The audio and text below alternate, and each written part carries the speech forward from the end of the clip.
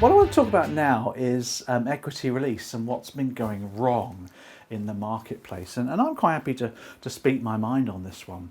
And I was reading about the FCA, our wonderful regulator, who are very concerned about the equity release marketplace. And what's happened here, and I'll title this one for you, equity release, here we go, equity release, and fact finding really is where I'm going with this, because I think this is the key topic area.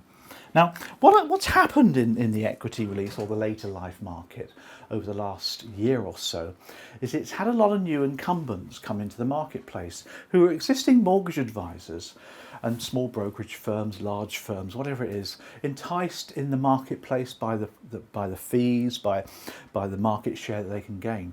But many of them are transferring the process they use for mortgages to the process for equity release.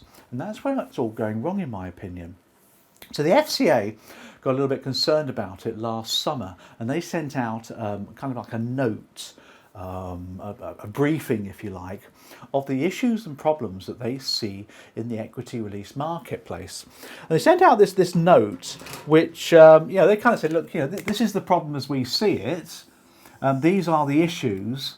So I call that the issues in the equity release marketplace. And then there was a few issues they talked about. The first one was the personalising. And what they reckon was that what we aren't doing, is personalising the advice for people in later life in the equity release marketplace. We're not fully understanding the customer's needs and circumstances as we should be doing so. We're not, for example, with debt consolidation issues, we're not looking at the risks involved. We're not personalising the KFIs. We're just going through a bit of a fact-find exercise, like we do with mortgages. And that's the problem, I think, because we're using the same process we have with mortgages, which fundamentally are not risky. I mean, okay, what people say, the average mortgage is not a risky thing. Okay, you may not pay the payments and you could lose your property, so there's implications there. But actually recommending a fixed rate or a variable rate, it's not difficult. Most brokers now, their work is involved in sourcing the mortgage and placing the mortgage and pushing the mortgage through. Actually giving advice on a mortgage is a pretty straightforward thing, unless of course it's buy-to-lets or something more complex. So what we're doing is we're going through fact finding and we're just kind of filling in boxes. Not everybody, of course not, but we're not having proper conversations. We're not finding out about clients' needs, about their future plans, their goals, all the aspects that we should be doing in the later life market. What we're not doing, Isa, is we're not challenging the customer as well. This is another thing the FCA said. We're not challenging the customer enough. So customers, of course, will talk to various people, family, friends, and they'll come along and say, I'd like to raise £60,000 to fund my daughter's university or something like that. And we're kind of saying, okay, that's fine, I can do that for you. Let's organise that straight away for you. And we go ahead. We're order taking. We're a bit like the waiter in the restaurant. What would you like, sir? Oh, I'd like the steak, please. I'd like it well done. Very good, sir. Very good choice, sir. Let me organise that with the chef. And that's the problem, you see. We're not challenging. We're not saying to the client, well, okay, I understand where you're coming from, but what else have you got? What other sources of income have you got? What other sources of money have you got? We're not asking why. Why are you looking for 50,000? What's the need here? Why are you looking at equity release? What's the aim that you're trying to achieve? What's your goal here? Why needs to come out in a conversational way in order to achieve what the customer wants. And then we can match needs. So when we give advice, we personalise it to the customer's real needs and situation that we've elicited. We've looked at all the alternatives, all the other options available, all the things we should talk about before we start giving advice as well. They also talked about evidencing advice as well, evidencing the advice to make sure that we produce tailored suitability letters that use the client's language, their words, their phraseology. I mean, I've received a suitability letter from some advice I got earlier this year, and I've been in the market for 30 odd years, and I didn't even understand what they were going on about. I mean, it was about 20 pages long, this thing, and it was just full of gobbledygook. It was full of of caveats and bottom covering phrases and stuff like that, which is totally wrong, really, isn't it, at the end of the day. So evidencing the advice is another key one as well. They're also concerned about fees and charges. That's another one, really. Fees and charges. They're hinting that they're too expensive. They probably are.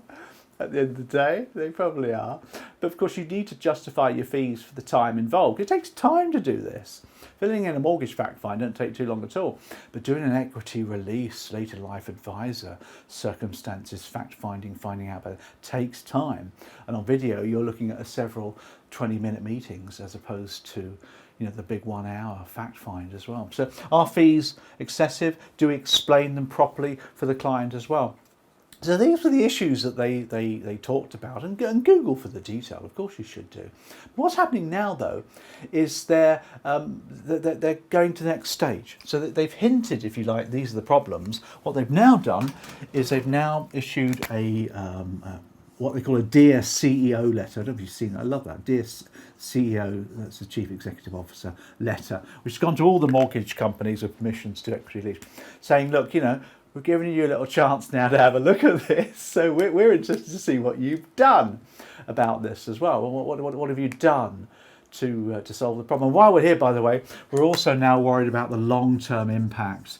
Another issue's come up to mind now, and it's redemption penalties.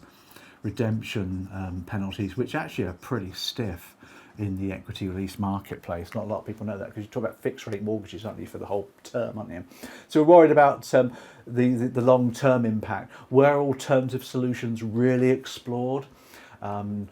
Did the customers change in circumstances? Did you have a conversation around that to find out what they're going to be doing in the future? Are they looking to move house or stay where they are? All those things. So they've added another one to their list as well. So they're saying to the CEOs, look, what have you done about it? We're quite keen to see how you solve the problem. The problem is, of course, we've had a pandemic going on in the meantime, which is not the biggest problem. The big problem is we've just got a stupidly busy mortgage market, which is just keeping everybody busy. I mean, I've been contacting my clients to see if they want to have a conversation about stuff. No, but we haven't got the time right now, next year, because they're just rushed off their feet. So I doubt very much if many have done anything about it, which is quite scary, because next quarter, they've said in Q1, of 2021, which ain't far away, of course. Christmas is in 6 weeks' time. They're going to come along and check up to see what you've done. And if you haven't done anything, they'll fine you, or they'll stop you doing business, because they do, and they should too, because this is going to cause problems in the future. This is building upon complaints that are going to occur with the Ombudsman in the future. Financial services compensation system, all that kind of stuff is going to cause problems in 5 years' time, 10 years' time.